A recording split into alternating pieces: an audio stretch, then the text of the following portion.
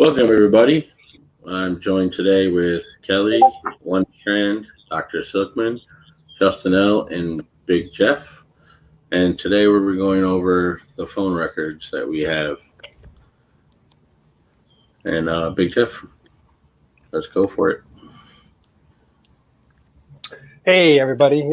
So what I wanted to do today was just to show some documentation that we have.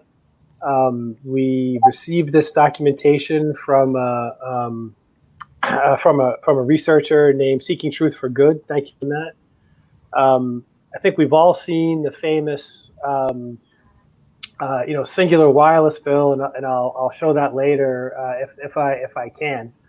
And we know that that singular wireless bill that we have actually had the cell phone towers that Teresa Hallback's phone pinged from.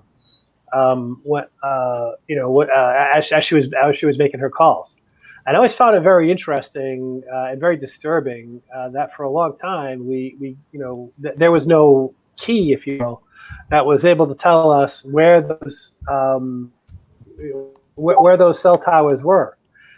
Because it actually doesn't make sense that Singular Wireless would report to law enforcement, oh yeah, these are the these are the towers that her cell phone pinged from, and oh, by the way, I'm not going to tell you where they are. That doesn't make any sense at all.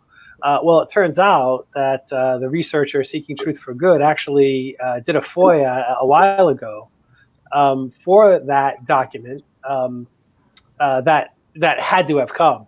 That indicated exactly where the GPS coordinates of where these cell towers were. And in some moment of weakness or stupidity, the people from the Calumet office actually did turn that document over to Seeking. And I got it through J-Jax. And thank you for that. And it's great when everybody, when everybody shares. It's really good to have that. I think one of the interesting things about this document, Billy, I know this is going to shock you. I see that you're sitting down, and that's good. Is that this document, this piece of evidentiary information, which is quite important at the end of the day, right? Where was Teresa when she made these phone calls? Doesn't have a document number. I know that shocks you. Mm-hmm. For sure. And really, there's no reason for it not to have a document number. No, I'm in the cellular business. People know that, mm-hmm. And I can tell you that a cell phone company would consider the GPS locations and their network layout competition sensitive, right? So that's essentially proprietary information to that company. But that doesn't mean that you don't put a document number on it. That means you put a document number listed on evidence that you have it, mm-hmm. And you say I can't give it out because it's proprietary. You need some type of non-disclosure agreement to be able to get your hands on it. Yes. But just hiding it and kind of as a way of potentially hiding it from FOIA information. Is just yet another sort of Brady-esque thing that the Calumet is up to. Sure. Why this doesn't have a document number, I don't know. It's typical Uyghur approach to life, right? Yes. So I'm trying to load this document as we speak. Oh, I'm actually getting my screen to move. So this is actually. Do you happen to have the singular record? I'm afraid if I switch away from the screen, we won't get it back. So I'm curious as to, you have her singular record, or do I have to call that up? Call it up. Call it. All right. So let me, before I do that, why don't I explain what's on the screen here? And what we're looking at. This is obviously a map of the local area, and what you see is a bunch of green pins, a bunch of blue pins, and some purple pins. Now these are not that color because this is a debate about the RAV4. We won't be talking about the colors of the RAV4 today. But what these are is cell tower locations, and I think if you can read it, you see at the top here. I think you guys can see my mouse. This says something like LAC. LAC stands for Location Area Code. And the green pins are one location area code, and the blue pins are another location area code. What is a location area code, you might ask? Well, that's an excellent question. A location area code is something that's used by the cell phone companies to manage their networks. This is a term that's particular to second generation cellular or 2G cellular. Everybody knows that 5G is coming out now. It's all the hype. Most of us probably have a 4G LTE phone right now. And Teresa Hallback, her account with Singular Wireless was a 2G, second generation. And in the same way that fourth generation is often referred to as LTE, long-term evolution, the second generation of 2G was referred to as GSM, or the Global Systems for Mobile Communication. They didn't put that C in there. So location area code is an acronym that emerges from the world of 2G cellular. And what it is essentially stands for a group of cell towers. Why do you need that? Well, it's you might want to think about, well, why would I want to break up my cell towers into groups? And when you think about it, the way you would design a cell phone network, let's suppose I am going to call Millbilly on his cell phone. I dial my phones. It could be a landline. It could be my cell phone. What's going to happen is the cell network has to go out and page Millbilly's phone, and that's the word that they use, page Millbilly's phone, to get it to start to ring one way or another. And it doesn't make sense to when I make that phone call to start to page every single cell tower in the country, because I don't really know where Millbilly's phone is. What it makes sense to do is divide your eNodeBs, your cell towers into groups, and say, okay, I know where the last place that this phone was registered. I know his last location area code, so therefore I have a small number of towers to work with to go out and page that to page that tower. So the green pins are in one location area code, and the blue pins are in another location area code. And the reason why we only have two location area codes, the green and the blue, is because they only asked for them to query her activity on the 31st of October, and on the 31st of October she only pinged in these two location areas. That is that's why we only have two.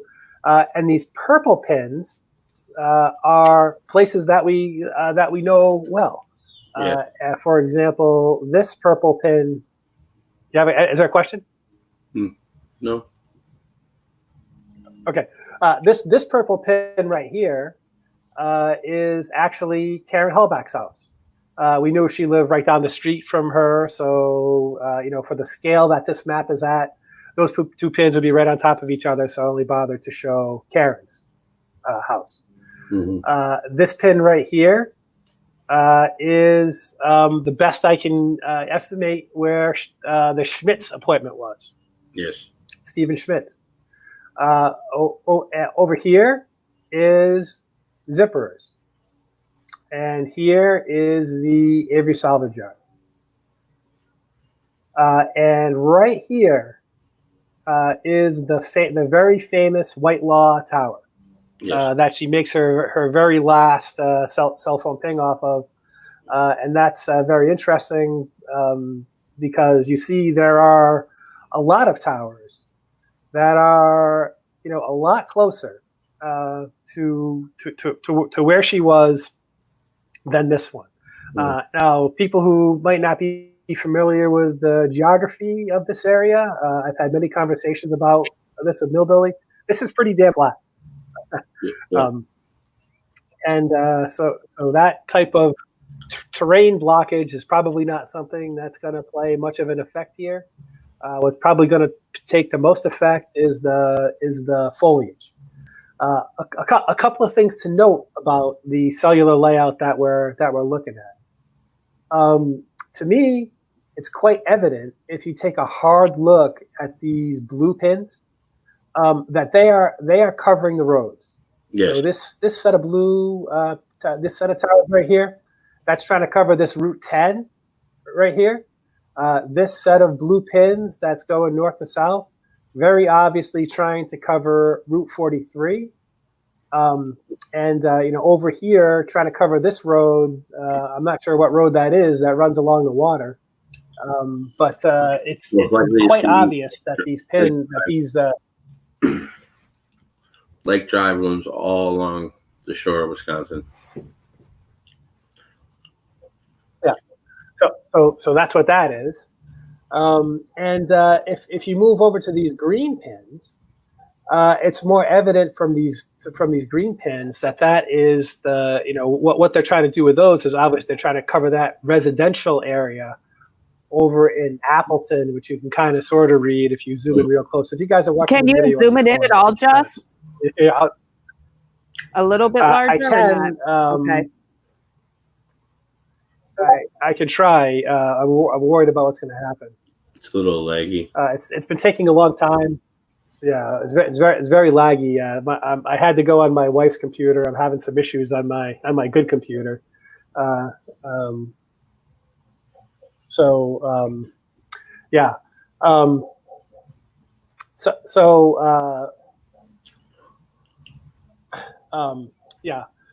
dog's barking like crazy out there. I'm trying to figure out what it is. The green pins are trying to cover a residential area. There's always these questions. The question that always comes up, how far does this tower travel? What is the cell radius, if you will? Some people think they're smart and they look on in the GSM specifications, and what they say is, oh well, the according to the GSM specifications, the maximum cell radius is 20-something kilometers. The scale of that, to get an idea of the scale, I know from here to here is on the order of, I think, 7 kilometers right there. So 27 kilometers, these cells can be giant radius. So actually, that is true from the technical perspective, and that's something that's based on something we call timing advance, which has absolutely nothing to do with this situation here. Because what you want to do, and it's true that one goal of cellular is to potentially want to cover some of these rural areas, like you might think of in Alaska, or maybe the Australian outback or something like that, where there's not many people. So you do want to have these gigantic cells, but in this case, what you want to look at is the intersite distance of where these cells really are to get an idea of how far that you want that cell to travel. Because the fact of the matter is that a cell phone network is essentially a self-interference management network, and what you don't want is a cell phone that is close to another tower having to transmit very loudly to reach a tower that's further away, because you run into a very bad interference problem. So you want a cell phone to start to hand over to a tower that is closer to it, so it doesn't blast its power as loud as it can and interfere with other cellular users on that same frequency. So does that? I mean, that's a hard concept to grasp, and I don't really have a chart showing it. But does that sort of make sense that it's a bad design for a cellular network to have it blast as loud as it can near a tower that it's not trying to transmit to? I mean, it's kind of only logical. Big Jeff. So that. Yeah. Sure. Go ahead, Suckman. Can I ask a question? Please do. What determines where a particular company places their cell towers? Oh, that is an excellent question, and I'm glad you asked it. Sorry for that controversial question. Well, it's not a controversial. So it's in some cases it's opportunistic. They are even back then. You look around today, you see them strapped onto water towers, and in some places you see these big antennas.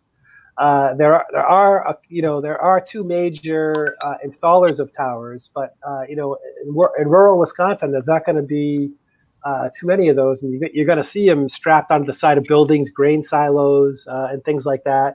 To put up a cell tower, if you can find some farmer that you can do that.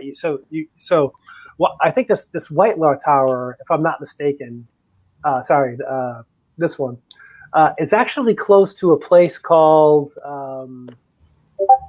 the Vogel Family Farms, if I'm not mistaken. Right.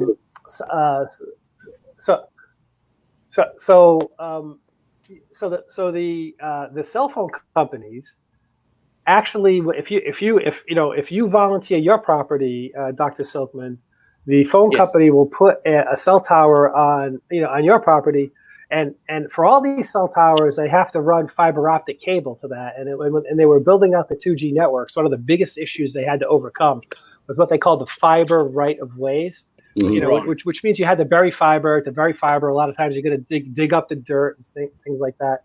But they would give you they would pay you a decent sum for the use of your property, for that easement, for that fiber right away, and they would pay you rent for that cell site location.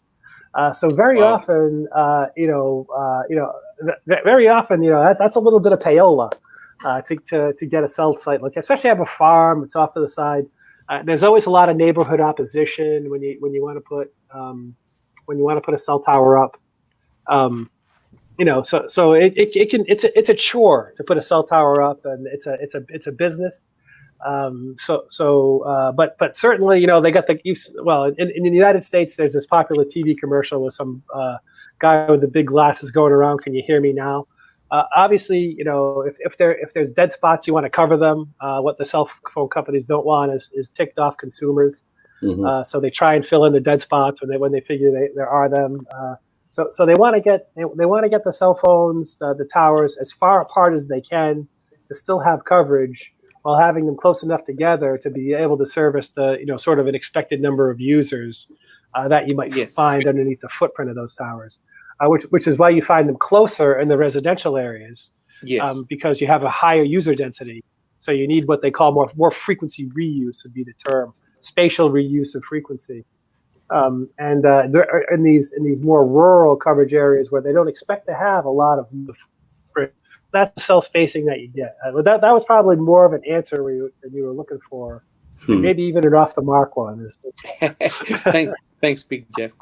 Jeff, so do multiple companies? Did that answer the? Yeah, it did.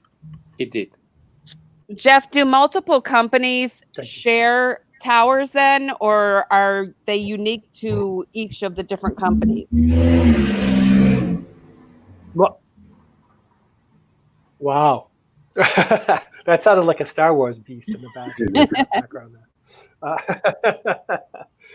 So that in general, it depends, and what you see nowadays typically is multiple companies on the same tower, and there's a business in putting up cell site locations, and especially in the urban areas, people complain a lot if too many towers pop up. So cell tower companies end up putting up the towers, and then the mobile network operators, the Verizons and AT&Ts, will lease the space on those towers, while the tower manufacturers are handling that end of the business, maintaining the towers and whatnot. That's typical, but all situations exist. In some places, Verizon owns its own towers. In some places, it's renting towers from the U.S. Tower. So it's a mixed bag. Awesome. So is it possible Teresa then? Hallbuck's phone, I know you probably discussed this later. Was she on 2G or 3G? She was on 2G GSM. Right. And 2G. Right. Is that considered now as low power, low energy? I mean, is there a correlation when you go up the 2G, 3G, 4G, and now 5G? Is there a difference in the power of those towers? What they have done is they have basically kept the powers the same. Okay. And what they have done as technology has obviously improved, they have shifted they have applied the technology more towards capacity. So in other words, the reason why your LTE phone is capable of downloading YouTube videos where your GSM phone could never is because improvements in communication technology, and that was vectored more towards capacity than power savings. Right. Thanks, Big Jeff. Is that you have a question, One Strand? I think you. I have actually two. So at that time, is it possible that towers, I mean, you'd know because you've looked at them, that there would be towers that would cover the whole area she was in and there would be no dead zones? Or would there possibly have been dead zones? And then how often do the phones ping on towers? Would hers do it on a consistent basis or just once? Or that is an excellent question. So we should probably define what a cell phone ping is, because if you open the cellular standards and you do a search on the word ping, who wants to make a guess as to how many times the word ping appears in the cellular standards? None. None. That's exactly right. Zero. So a ping is a made-up word, and a made-up word because it's something that people can understand. But if you define a ping as the phone doing making a communication with a tower that will get registered in any way with the sort of the network core, your cell phone pings all the time. As a matter of fact, it's getting a little bit deep into inside baseball here. But when you associate yourself with a tower gives you something called a temporary identifier, a number that it can use so that it can communicate with you. And that number is extremely consequential. So that number is called a TMSI. You might have TMSI, temporary mobile subscriber identity. And that TMSI is the number that you have, essentially your email address, if you will, as a phone, your the way that the network is going to address you. And in 2G GSM, every time you move to a new tower, you have to get a new TMSI. Every time you get a new TMSI, that is considered a location area update. That's something that you register with the core, and that's something that can be used as a ping. If you are under active surveillance, okay, then these pings are something that's detectable by the network. Now the pings that we have from Teresa are only associated with her incoming and outgoing phone calls. So that's sort of a different thing. And the reason why we have them is because they're associated with billing. And if you ask yourself, what is the phone company's favorite thing? It's billing. So that's why we actually have those, because they're considered evidentiary from the phone company's perspective that you made a call and you were here when you made it. The fact that you might have been long distance when you made it, or you may have been roaming, is something that potentially plays into the billing, depending upon what type of service you have. So yeah, your phone is pinging all the time, which is why if you're under surveillance, you should, and you're worried about it, you should ditch your phone. But all we have is the ones associated with her phone calls. And you have to be careful too, because we know that in 3G technology, 3G Verizon technology, the pings for the incoming calls are not necessarily accurate, because what happens is that's more managed in the location area. The call goes out, and in a particular location area, they find it that incoming ping might be they might only record the first tower that they hit in the location area. So they're not necessarily reliable in 3G Verizon. So what happened if she was sending SMS messages? Yeah, that's my hot button. Yeah. So again, in the same way that these location area updates that I talked about, the reason why you can't get them later on is because that information is extremely perishable, right? It's not used for billing purposes. It doesn't hang around for very long. But yeah, over short term, you would be able to tell because the phone has to establish a communication with the core network to be able to download those messages via the reliable delivery mechanism. So it would be known to the network for at least some short amount of time what tower those were routed by way of, because her phone would have to attach to be able to receive them. That SMS is something that we should definitely spend some time about. If you were to log on to your phone account from a computer, what information would you be able to obtain from that in 2005? Just your voicemail. Not. I don't think you could get your text. No phone records or anything? Oh, phone record. Yeah, you could get a free look at your bill.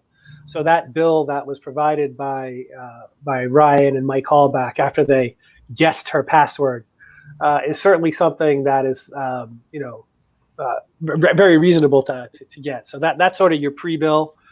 So that's they love billing. So yeah, you could have got that. Big Jeff, can I just ask a quick question? Really following on with what Millbilly said, if you make a call and say within 1 minute, you then go on your computer and just check your record, is there a delay before that call is acknowledged on your bill? So in other words, I would think that's the case. So no, I would bet certainly that there's a delay, perhaps even maybe even aggregated at and because that's a different database that you're looking at. So I wouldn't be surprised if that's something that's begin to collate at midnight or something like that. Yeah. Right. So back in 2005, when Ryan Hilliges and his friends were checking Teresa Hallbach's records, would they have been up to date?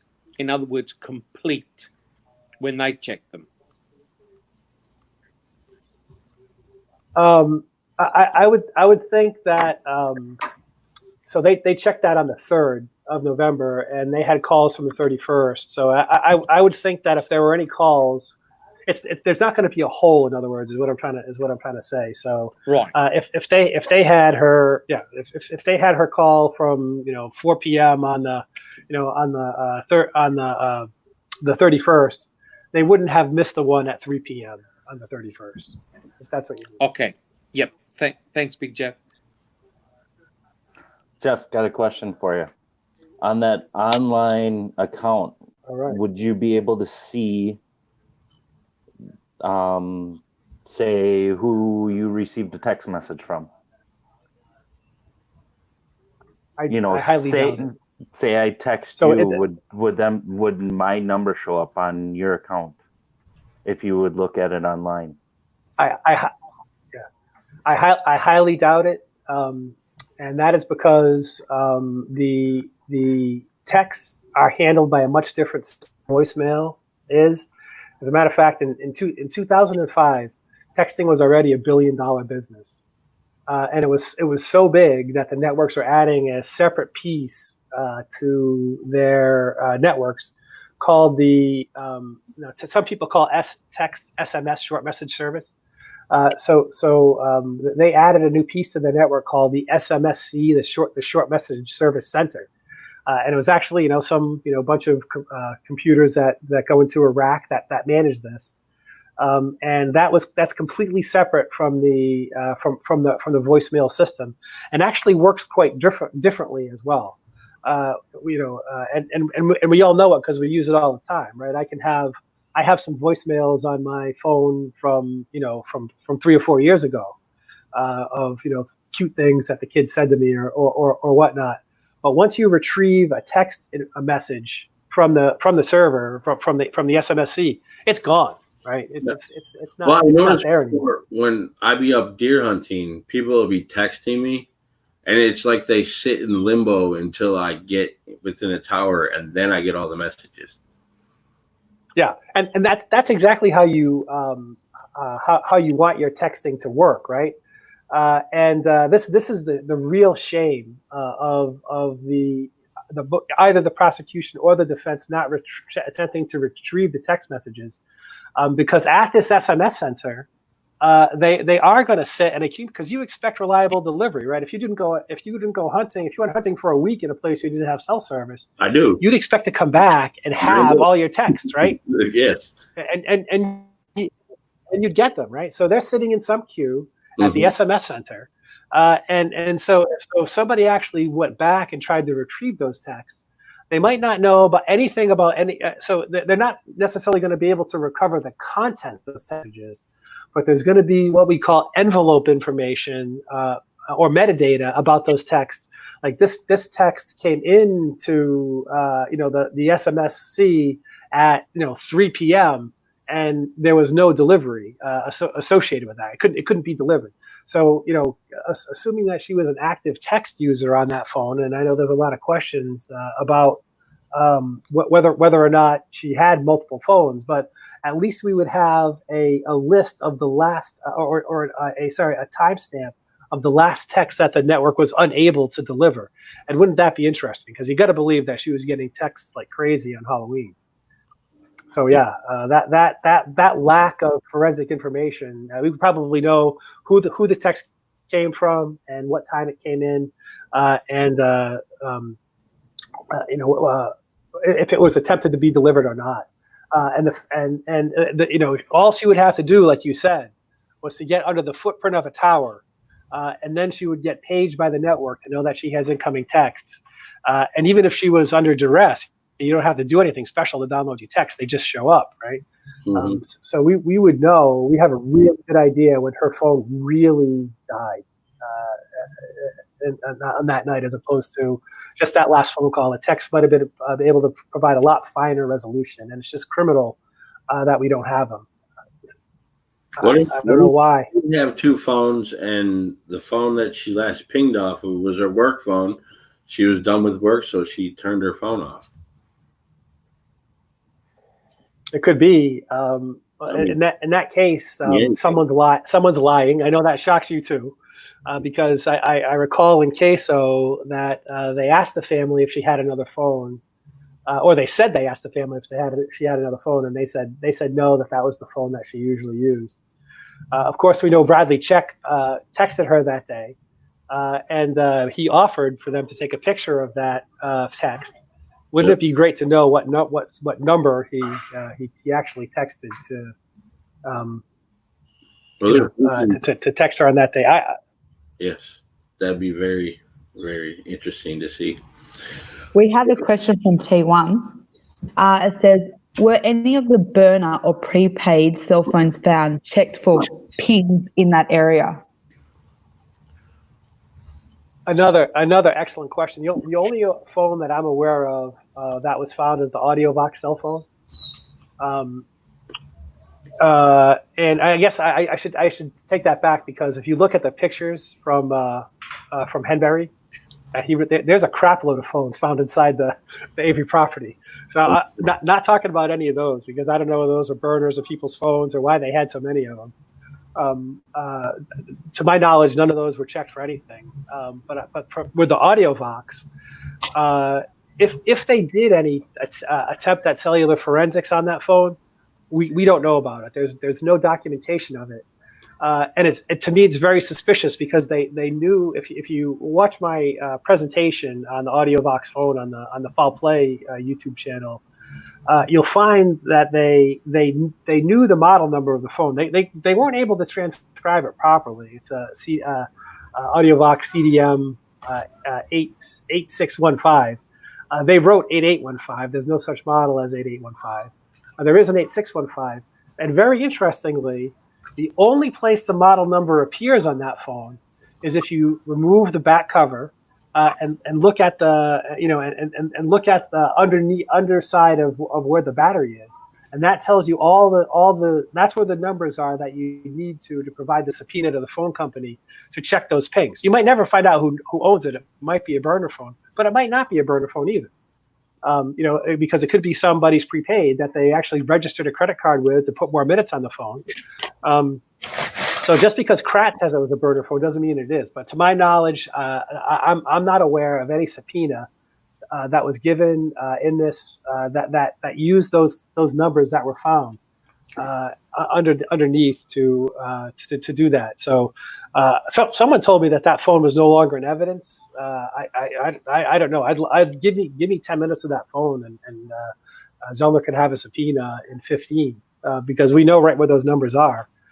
And we have a good idea of one of two networks that phone might have worked on. We know it was either the Verizon phone or Verizon network or the Sprint network. I strongly suspect Verizon because I don't think that Sprint had a big footprint at that time. But they could have been Sprint, but I suspect it was Verizon. So did that answer the question, T1? So no, not to my knowledge. And it was sort of very. Kelly asked a question. We don't have a burner phone, so yeah, and burner phone would be by definition a phone that you do not have to attach your personal identity to, right? So and a lot of time nowadays, many countries in the world do not allow burner phones, and that was related back to the terrorist attacks in Mumbai back I think in 2010 or 2009 I think they were. And they found out that the terrorists were coordinating their activity literally by sending each other snapshots on smartphones. And the people decided that's too much of a risk to not associate your identity with a phone. So that's why when they say there's no burner phone in Australia, that's you have to associate your identity, give your driver's license, say who you are, be able to communicate on the network. That's what a burner phone is. So yeah. So did that answer the question, T1? Oh yeah. One more thing I did want to say about that was the phone companies have a typically sort of an adversarial relationship with law enforcement. In other words, even though there's people out there who think that the phone company is just an extension of law enforcement, and the phone companies are just there to spy on you. You might be right because they are collecting data for themselves, but they don't like to turn it over to law enforcement. Especially around the time when cellular was starting to get big, people were wary about that stuff, and they didn't. The cellular companies did not want to be seen as as extensions of the FBI or of local law enforcement. And you actually can read in CASO when they make their first subpoena to Singular Wireless to get the phone records, they say, no, you can't have these phone records. If you really need them, you have to go to a judge and you have to mark them as exigent, which means that somebody's life could depend on getting these quickly or not. So if you want to get any information out of a phone company, you have to issue a subpoena. So it might be interesting to if you think that and you have it's when you do that subpoena you have to mention the case number and everything else. If you think that they might have tried to subpoena that information and got a result on it, then it might be possible to be able to issue some type of subpoena to Verizon or to Sprint and say were you issued a subpoena from the Calumet law enforcement with this case number, and they might actually still have the records of being issued that subpoena. They might not have their reply, but they might have the record of being issued. But such a long time ago, I'm not sure what the requirement is for keeping that data in hand. And on the one hand, they don't have to keep it. On the other hand, it's work to delete it. So you just never know what there might be. The subpoena itself might contain a wealth of information. Here's another question he has. Can you see it? It's on the screen. Since 911, have cell companies been more open to tracking down info from cases prior to 911? So what they call what the cell companies call E911 was a requirement that was issued on them by the by the federal government, that you had to be able to support a GPS location if somebody dialed 911, and that GPS location had to be accurate, I think within 10 meters. And that was actually a very difficult requirement to meet on a cell phone, because you don't know where the hell you are. You might not even necessarily have good GPS coverage where you are, especially if you're out somewhere in the woods. So they developed this thing called network assisted GPS, and the fact that people became aware that this GPS location might be somehow correlated to information that you can get from the cell phone did indeed have that effect that you're talking about, T1. But I'd point out, I'd point out that certain information is only available if you're under active surveillance, and typically, you would need to provide a subpoena to the cell phone company that says we're going to do electronic surveillance on this person. Your federal judge is ordering you to comply with this under some title of the federal law code. So it's actually not very easy to get that level of subpoena. A federal judge has to approve it, I'm pretty sure. It's very hard for local law enforcement to do that. We have another question. So is this Whitelaw Tower closer to Zippers or Avery's? Okay, so I'm gonna put my mouse on it. That's it right there. Can you see it highlighted? Yep. And there's Zippers, and there's Avery's. Okay, it's way closer to Zippers, but there's a tower that's even closer to Zippers than that tower. That's the closest tower to Zippers. Yeah. It's almost right on top of his house. Pretty much. And she does ping on that tower when she's at Zippers, or looking for Zippers, I should say, because according to Wiegert, he doesn't know. He has reason to believe that Zippers was the last stop, at least on the 5th. Well, I can tell you that the cell phone tower locations don't move between the 1st and the 5th. Well, there's that call in the dispatch about the lady seeing her slow down, put her hazards on, and said she turned on the R. By where her cell phone ping last, that would make me think she turned south. That's it. You're talking about that's up here, right? And you're saying she goes south. Yeah, she said. Maybe misses that road. There's a road that runs down here. Oh. Yeah, R. Said she's seen her turn on the R, which you could take that all the way back to Zippers too. It runs wide. So it intersects that road somewhere down here, right? It's right before 43. Yeah. So where my mouse is where she'd have to make that left turn.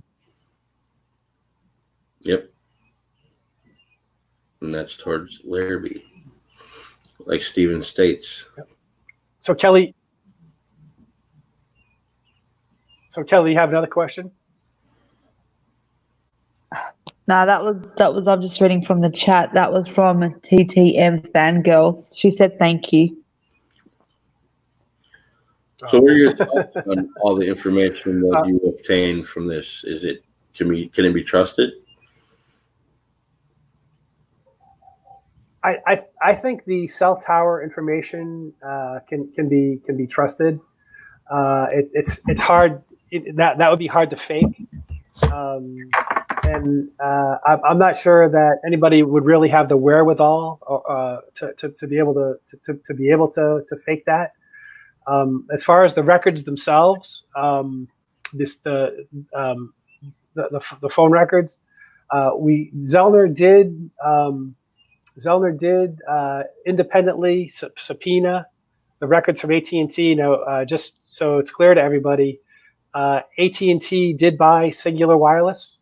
And annoyingly, right around 2006, at the very beginning. So it wasn't Singular Wireless for very much longer after Teresa died.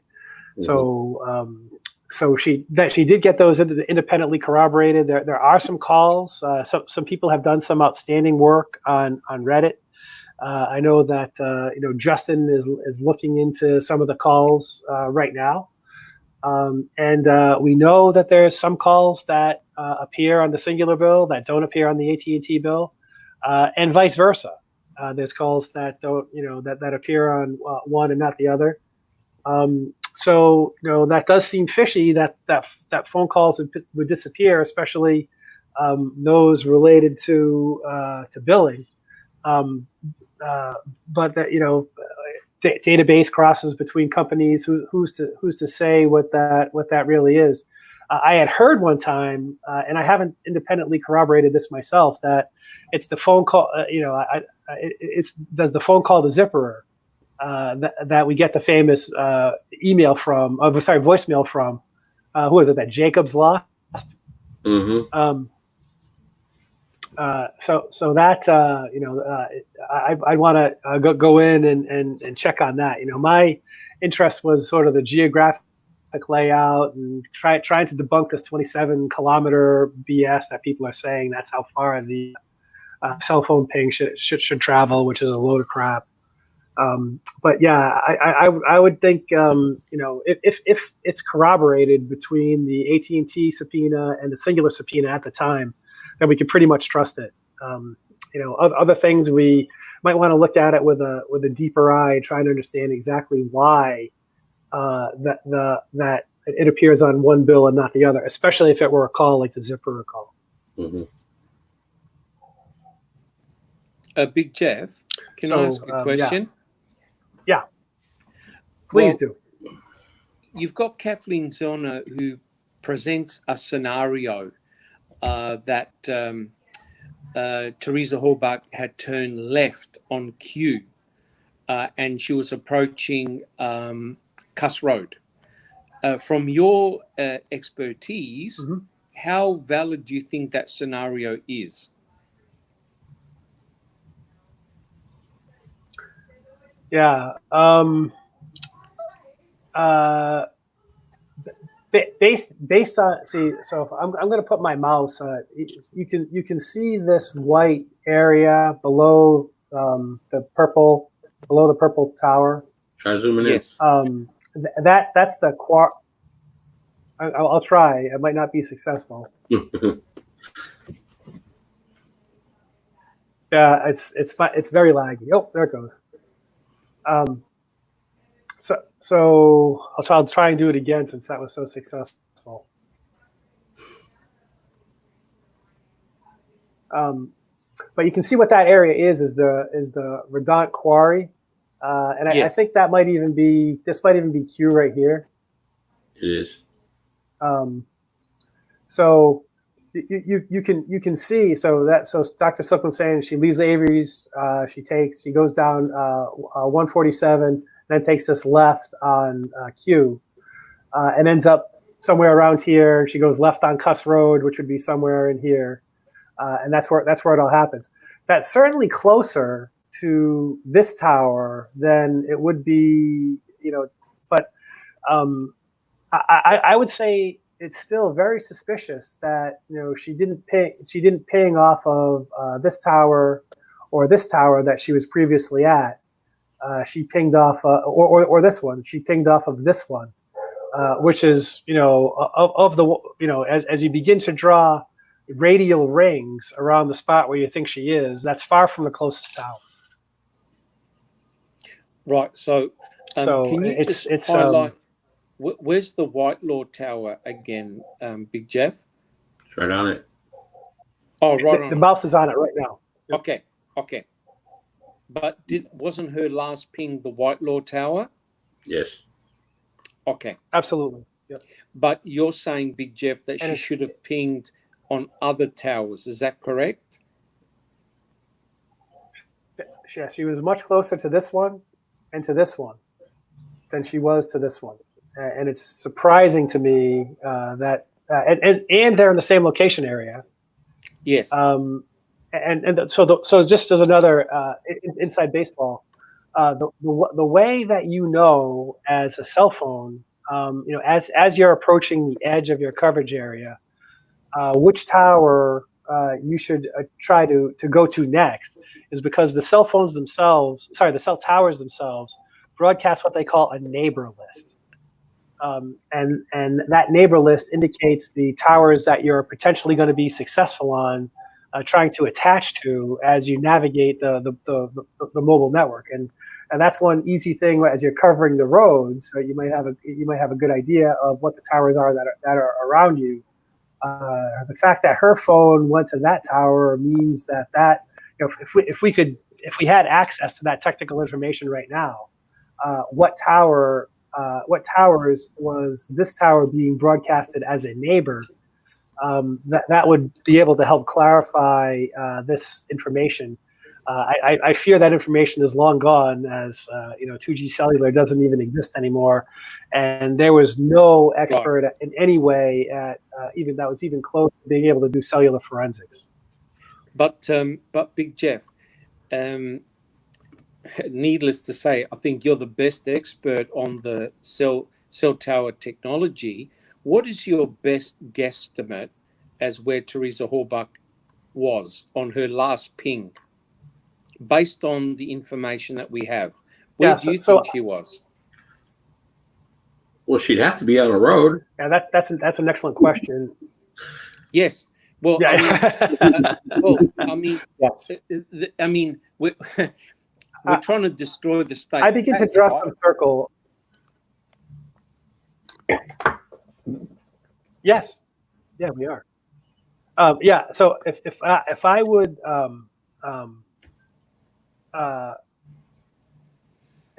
sorry, my kids are texting me here.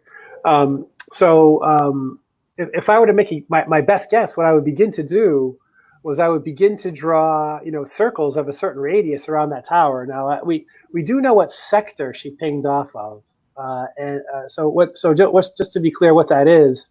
If you look over to the left very quickly, what you see is numbers, and in each of these blue dots has 3 numbers associated with it, and each tower has its own tower identity. And what that identity is, the way you should read this, if you notice, every single one ends either a 1, a 2, or a 3. So this one that I have the mouse on now, 2124 sector 1, 2124 sector 2, 2124 sector 3. And every cell tower, as we know, or just about everyone, has a 120-degree sector radius, and those are labeled individually. There is something on the George Zipper blogspot that does try and make a guess as to how those sectors were oriented. And if we could get an accurate correlation on that, and that's something I've been dying to dig into. I actually have some contacts who might be able to help me with that that I've made pretty recently. If we could figure out what way that sector was pointing. So think of the 320-degree sectors. We know what sector she was in.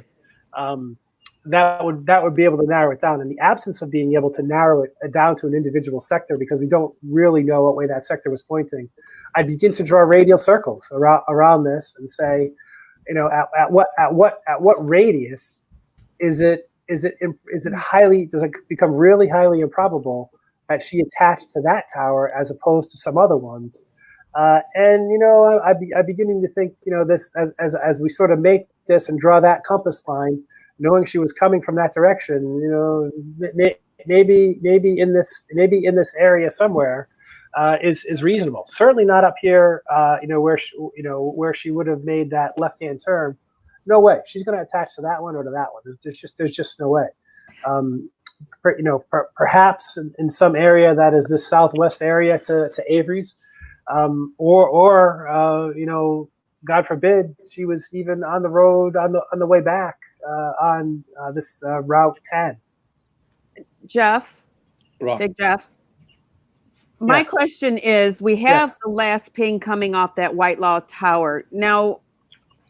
Guessing that whoever had Big Teresa, Jeff, I can't understand what made Kathleen Zellner decide that she took a left on cue. Why did she do that?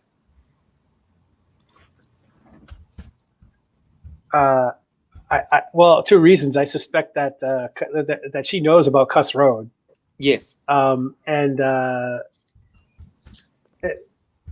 I think that Cuss Road is that, and it's actually her. I think her sort of subtle point here is that she had to move closer to that tower to be able to ping off of it. So Right. she's playing a chess game, and I think her chess game. I think Cuss Road is an important part of her chess game. How did she end up there? And given the amount of time that she had from when she left Avery's. Oh, go ahead. Big Jeff. Can you hear me? Yes. Okay. So we know that her last ping was off of the Whitelaw Tower. Would you have expected it to ping additional times if it was still in that area, or would you have only gotten one ping? So the pings that we have are only associated with either the start or the start of an incoming or outgoing call. So she would have had to have either made or received a call to get a ping in the ways that we're getting them. So then we would suspect that her phone was shut off sometime after it pinged off of that tower. Correct. Okay. I saw a question pop up in the chat too.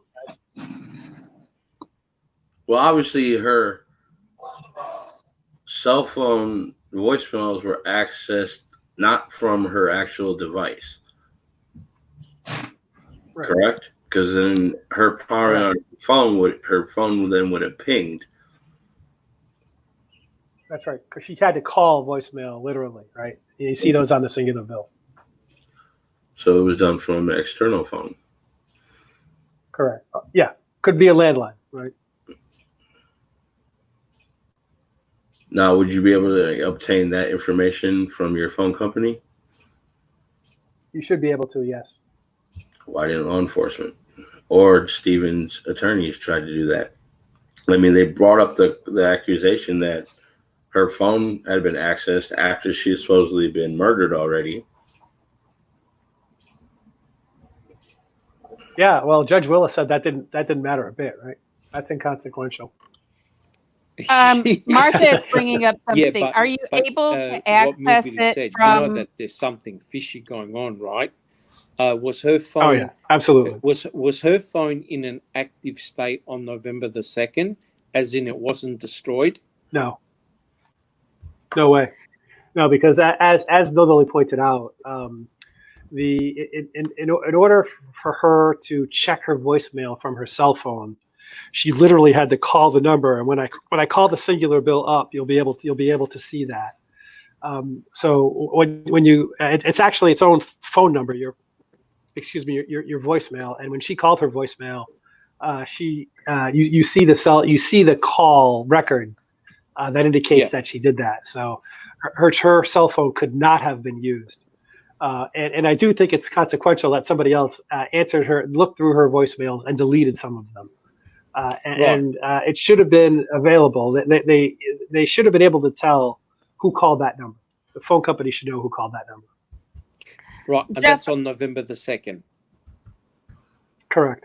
Jeff, is there? Remember how King Kratz made that big hullabaloo, and he basically ordered the jury to step out, and he threw a hissy fit. Jeff, one trans got a question. Yeah, it was. Yeah. Martha's asking on here: was there a way at that time to access? I think this is what she's asking or referring to access her calls or her text messages online via a computer. Calls only, not texts. The SMSC was not attached to external interfaces like that. So could they have been deleted from a computer? Voicemails only and billing. Yes, possibly. I'm not. I don't know. It's probably.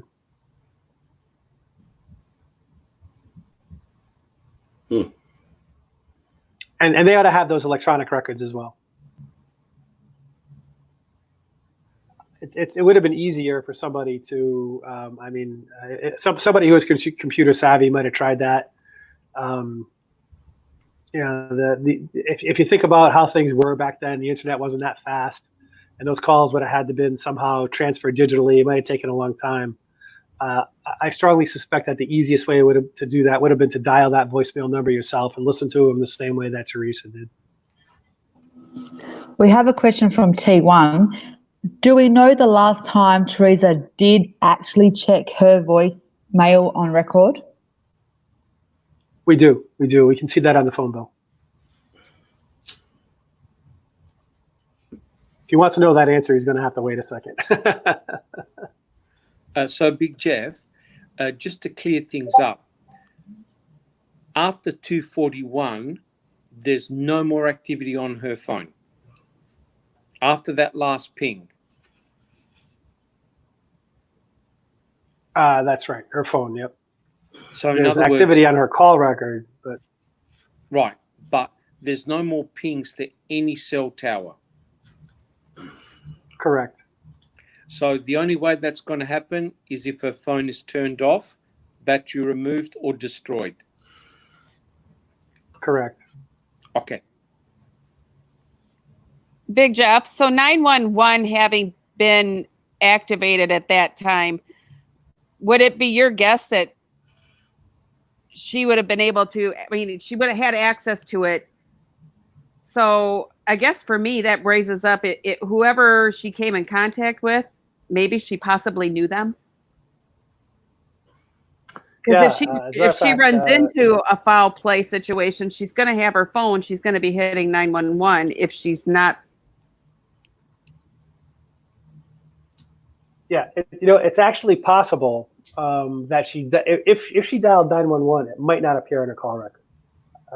So because you can the law is that you can actually pick up any phone, any smartphone, and as long as that generation is service, you can dial 911 without a plan, and that's considered a public safety thing.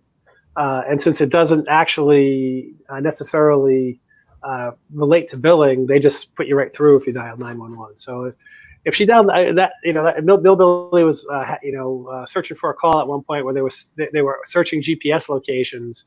We weren't sure whether they were searching the tower or there was some particular GPS location that they were looking for, which we have the exact numbers that we got from AT&T. If they got a GPS location on her, she dialed 911. That's the only way they would have got it, because she was, or unless she was under active surveillance, which I don't think she was.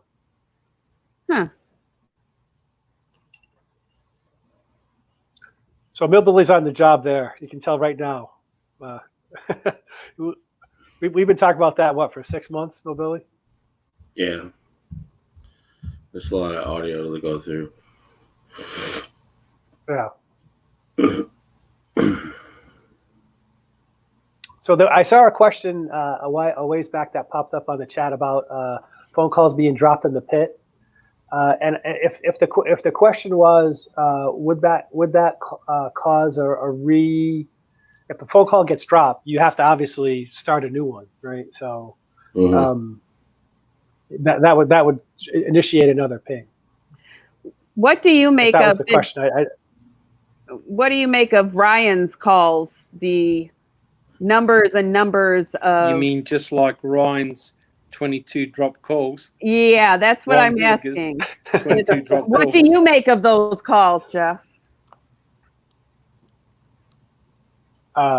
Fishy. I think it's obviously fishy as hell. Someone asked was it Kathleen Zellner who did the request and got those records and asked why they would have no caller ID, and they said they suspected it might be law enforcement. Correct. They know something. I think he was. A lot of people think he was playing both ends. That's like an episode of Columbo, right, where the real killer. Yep, highly possible. Is always gets his nose in all the business. Yeah. So before we call up, maybe if I can maybe zoom this over one more time. trying to get the. Let me make it a little smaller because you did have some slides in the coffee podcast, Dr. Silkman. I wish I would have grabbed them. What I'd like to do possibly is go over, whether we, what do we think about the day planner, and did Teresa have enough time to do anything?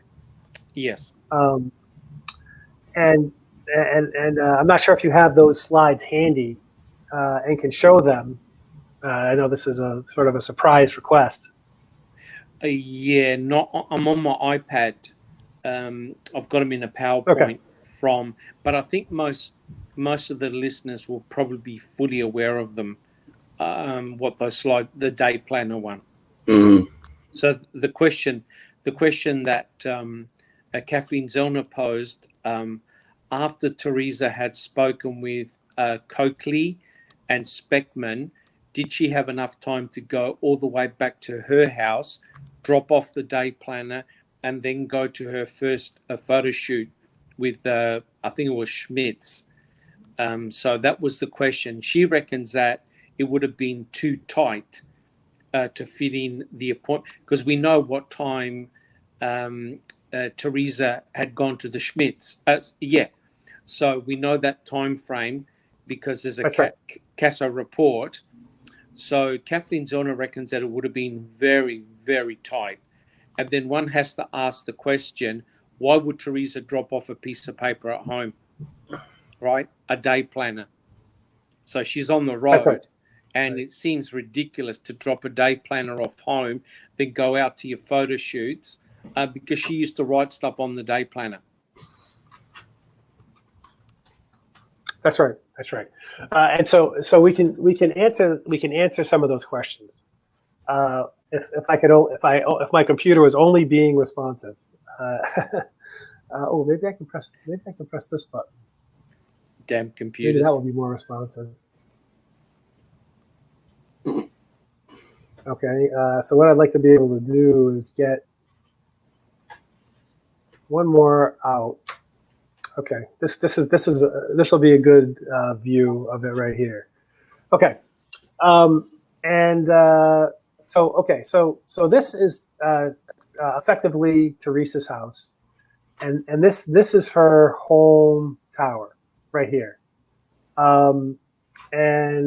Perhaps maybe you can't see it, but we'll see it as 2113. I know it's partially obfuscated here. I'm going to take an awful risk and call up her cell phone bill, and see how long that takes to come up. That wasn't too bad. And so this is her cell phone bill for October 31st, and that call that you mentioned, Dr. Silkman, if I recall, the first one to Coakley, right? Correct. That happens at 11:45. 11:25. Is that 11:45? Okay. Yeah, one of those. It's 11 something. I mean, I could boot up I could get my computer and just check the record.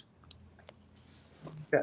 It would be good to check it for the next one, but just looking at it for this one, what you can see is a whole spate of calls. Okay, like I said, that was her home tower that you can see on the other one. That would be tower number 2111, sector 2, was her home tower. And you can see pretty much starting in the morning, the majority of her calls, all paying on that same tower. So she was very close to home, and so at that 11:43 time, 11:35 time, it is not inconceivable because she hits the Schmitz appointment much later at a much later time. As a matter of fact, right. Sometime after that. So it's quite believable that she talked to Coakley and wrote that stuff on her day planner. Maybe she was out running an errand to the bank or something like that. This is the thing. This is the thing that really bothers me. Yeah. Schmitz, they talk to him by phone. Craig Sipple then calls in asking to talk to Uyghur. They tried calling Zipperer. They call everybody else. They talk to Ryan by phone. They talk to Scott by phone. But why do they only go and talk to Steven in person first?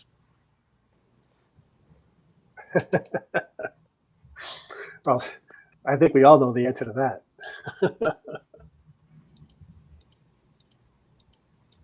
So, yeah. It's because they had a So number that call came back happens to then. Beyonda. Yeah, We but have a why did they call question. him? Oh, go ahead. Question? Yeah, from a Kent. When a phone is about to drop a call, does it try to jump to another available tower before it drops? Steve was also making the same reference, like they both kind of had the same similar question. The answer is yes. The answer to that question is yes. That's the nature of a mobile phone. You should be able to drive down the freeway, and you should have a continuous user experience. And when the when the signal becomes too poor for you to begin to receive, the phone will start looking for. It'll look on GSM. It'll search the neighbor list of the tower that it's on, and say, I should have good luck if I try and attach to this tower. And that phone call should be, as a user, and we've all done it. We've all had cell phones. For the most part, in most places, the goal is the goal is to be able to keep that user connected. Right? It gets aggravating when calls get dropped and you have to redial. So yeah, you're exactly right. The phone tries to attach to another tower that's closer to itself. Mm-hmm.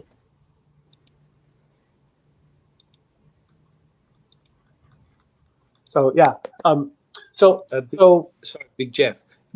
She spoke with Denise Coakley at 11:35, and she spoke with Steve Speckman at 12:44. Okay. Now that was actually very interesting because so what we see is we see that ping. That ping happens when she's near home. It's not. We don't know whether or not she is on the road yet. These phone calls actually happen quite close to each other. We have 12:39, 12:45, and 12:51. That's only 11 minutes between those calls. Mm-hmm. And what we see is her pinging under the footprint of her home tower. But she has to get on the road at some point. So now we're kind of unwinding Kathleen Zellner's story a little bit here. What we know is that she has to get at 1:52. She has to be under the footprint of tower 2110 sector 3. And she basically only has about a little bit over an hour to be able to do that. So really, the question is, was she on the road when she took that call? And I don't recall whether or not she during that second phone call she actually says, "I'm pulling over to take this note," or not. Correct. I'd have to rewatch the MAM to get that. But she only has so much time to get from that 12:45 call to that that 2110 tower. Let me just see if I can. I'm not sure this makes it clearer or not. There it is. Right. So she has to get she has about this call started at 12:39. It didn't last very long. She's only really got about an hour and 15 minutes or so to get here. And we can kind of look at those distances on the map. So let's see if the map calls back up. Okay, so if she starts here, it's very reasonable to believe that she's under the footprint of this tower for 11 minutes. That's not inconceivable at all. Now we don't have any cell tower information for any of the towers that are probably covering this area, and that's probably because they're a different location area code, and she neither made or received a call while she was en route to the Schmitz call. Now we did the Google Maps, I don't have the Google Maps up, but we know that it takes around a half an hour to get from here to here, Right. which is the Schmitz location. Now, now let's contrast sort of two stops that she would have had to make, Stevens and Zippers.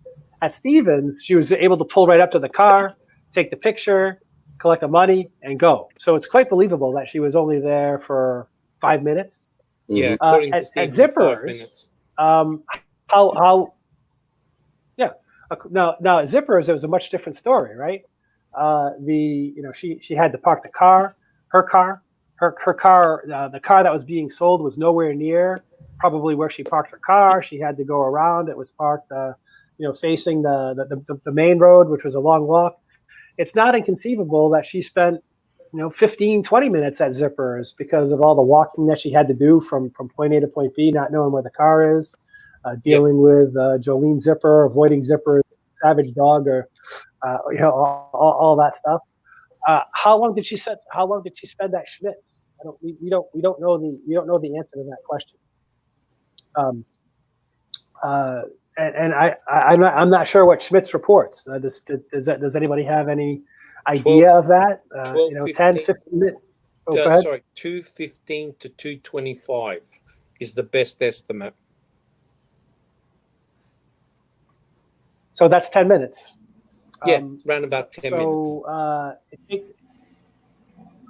So it takes you a half an hour to get here, and to get under the footprint of that tower to get to that actual location, it takes you another half hour. Right. So she is only on the very, very hairy edge of being able to make the trip. If she left her house and drove here, spent 10 minutes there to get to here, it's very, very close. She would have had to probably speed to do it. I'd encourage anybody who wants to download that map. Join the Discord channels. Millbilly has one. Foul Play has one. I can be found there regularly. Send me a message if you want to get access to this map. It's Google Maps. We can put in we can go to the Google Drive and or Google Maps and figure out how long it takes to get from point A to point B. But Kathleen Zellner has an excellent point that it is very, very close, very, very tight to be able to get under the footprint of this tower from that drive, because her next cell phone ping, oddly enough, is at that same Whitelaw Tower that her last ping came from. A different sector, mind you, but that same tower is her first ping after leaving the Schmitz location.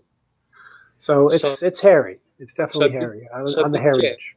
Big Jeff, what do you reckon the order of her photo shoot appointments were? Schmitz, Zipperer, and then Avery, or Schmitz, Avery, then Zipperer? She certainly spent some time. The phone message supposedly said that she was having trouble finding the place. Yes. The phone that we're not able to hear because Jacob's lost it forever. So I mean, Millbilly tells me, who's an expert on that area, that Zippers is not that hard to find. It's right on the main road. It's not clear why she had trouble finding it. So the cell phone records certainly indicate that she pings this tower, and she stays connected to that tower, through her journey to Avery's. She does get one more call, supposedly the one from Auto Trader after that. Correct. But so it's hard to say whether or not she stopped, or whether and actually got out and took the picture, or whether she was lost, which I don't know how she got lost. If nobody says it's that easy to find, I believe him. So it's hard to say. I don't know why Wiegert would have thought on the 5th, the day that they found the RAV, when he was talking to Remaker that morning, that he thought Zippers was the last stop. I don't know what evidence led him to believe that.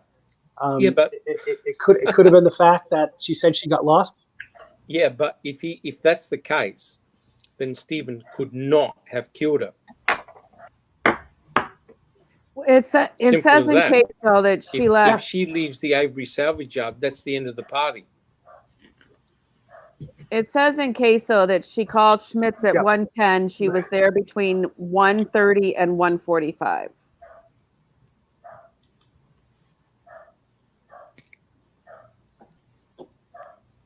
Well, just look at that.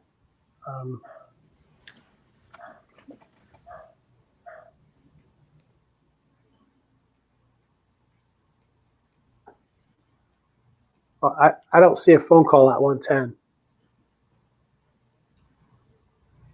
Let me go back and look at it because I was just had it up in Queso. Yeah.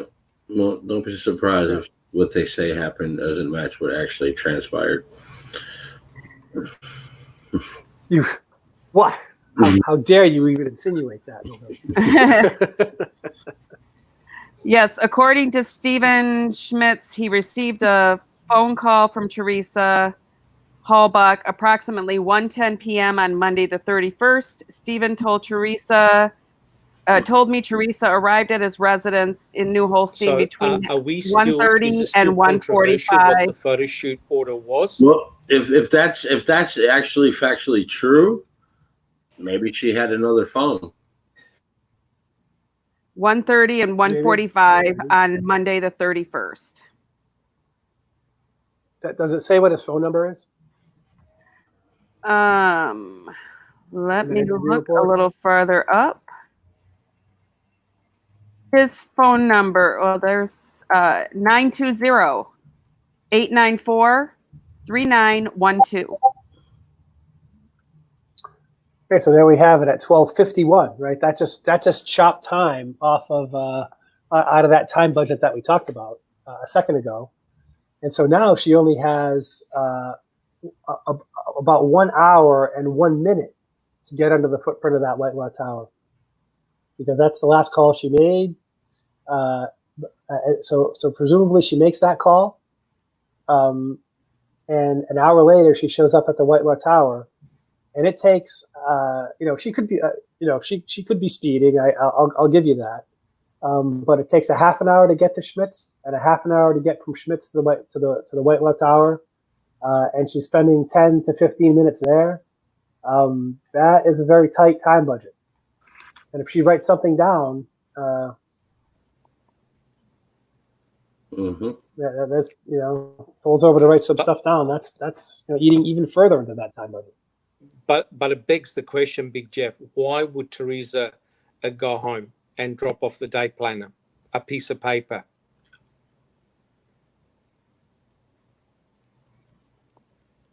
Oh yeah. So I think it would be stupid to do that. I don't think she would do that. The only logical explanation, if it was there, would be that she was home when she took that call. She didn't actually take it in the car. And I think that Kathleen Zellner's point is that given the time budget, she had to have taken it in the car if she wrote something down related to it on the day plan. Yeah. When she spoke with Denise and Steve, there's evidence to suggest that she was on the road, not at home, but on the road. Yeah. Denise for sure, but that happens. I mean, that happens at 11:43. 11:35. That's a whole hour. Yep. 11:35. That's a whole hour before. So what was she doing for that hour? Did she make a quick run to the bank? You can go a long way in an hour, but yet she managed to stay under the footprint of her home tower for all that time. So it's possible that she was, once she left her house for that day, she was good. But I can see reasonable scenarios that said that she returned. Quick answer: she wouldn't. I can see reasonable scenarios where she would return home, perhaps after that 11:40 call, because it's still a whole hour to go.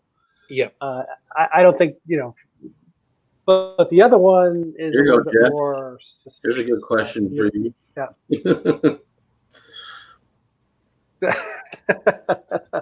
Did they find a phone on 147 at the dam? Yes, and they are Pamela Sturm and John Campion. And did they do? And have they given me that phone? No. Would I love it if they did? Yes. If you want to watch my presentation on the Foul Play YouTube channel, it's there about the audio box phone. There's a lot we could learn from that phone if we had it. Well, what are some of the things that don't make sense about that phone? I mean, we got who discovered the phone besides them? Who was alerted about the phone at the turnaround? Oh well, yes, that would be Andrew Coburn, James Link, and Justin, help me. Whose report was it on the CASO? The Calumet officer. Was it Hendling? Let me look it up. Justin knows off the top of his head. Justin knows that off the top of his head. I might have lulled him to sleep. No. I was trying to backtrack some phone numbers in my spreadsheet. So, what was the question again? Whose report is the discovery of the audio box documented in? Oh, that I don't know off my head. That one I don't know off my head. You let me down, pal. But yeah, so we know that particular text, the CASO report, was added after the trial. Pam Sturm is questioned by Jerry Buting at the trial about that phone. It's actually a surprise. And Chris Wendling, yeah, excellent. Wendling, Wendling. And So Kratz actually has a fit about that phone. What's this with the phone? I don't have that phone. That phone's not in my possession. The judge clears out the courtroom again and starts asking Buting, where did you even hear about this phone in the first place? And he said, well, we got it on a tip. So that text that you read in the CASO report was not in the CASO report at the time of the trial, or else Buting and Strang would have been aware of it, and they could have pointed to the text in the CASO report. And certainly if Buting and Strang wasn't aware of it, Kratz would have been aware of it. Mm-hmm. So at the trial, so Coburn yet again helps add that to the report, or somebody does in the middle of the trial. That's when that went in, because they say, you have to tell us what you know about that phone, and that's what text they come back with.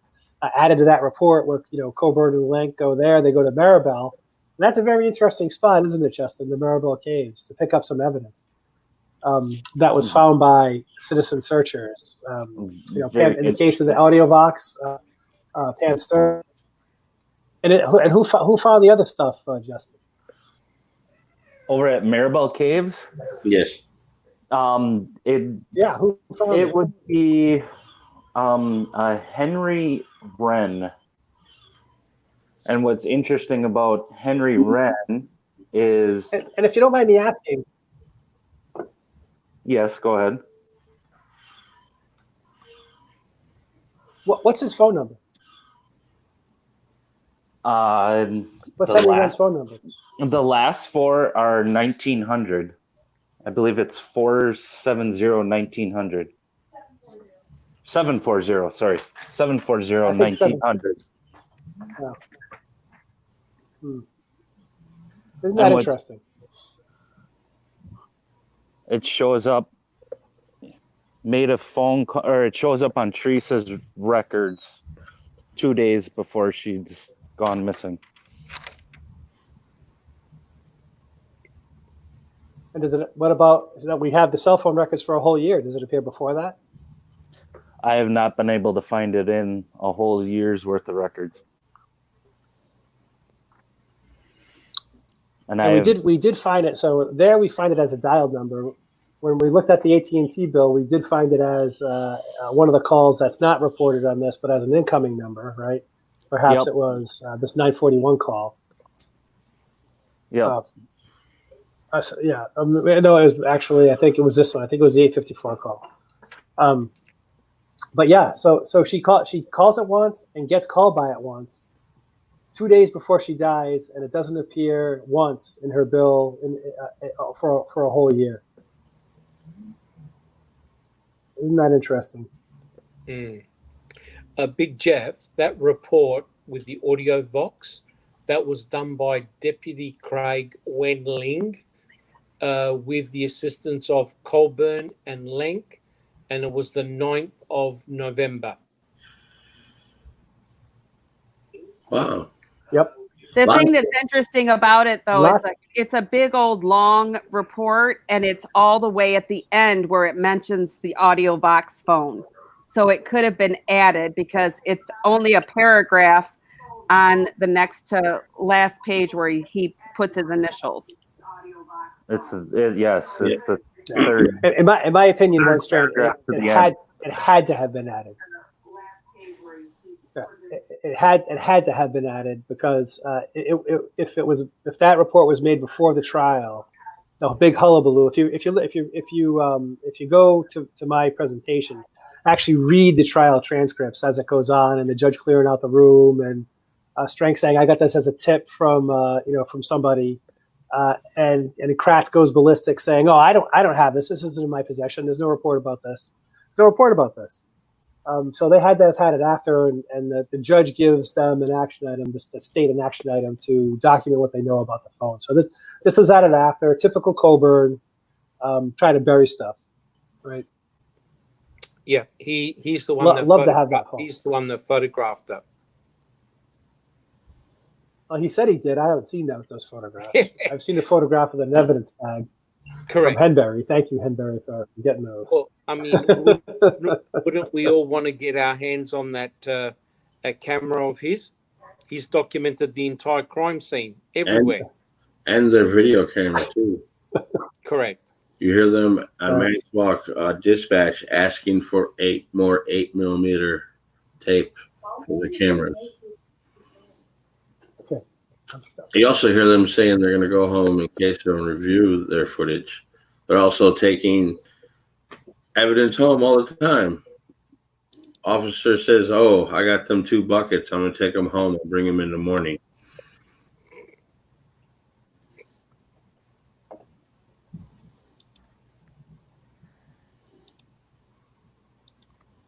My wife is texting me. Excuse me.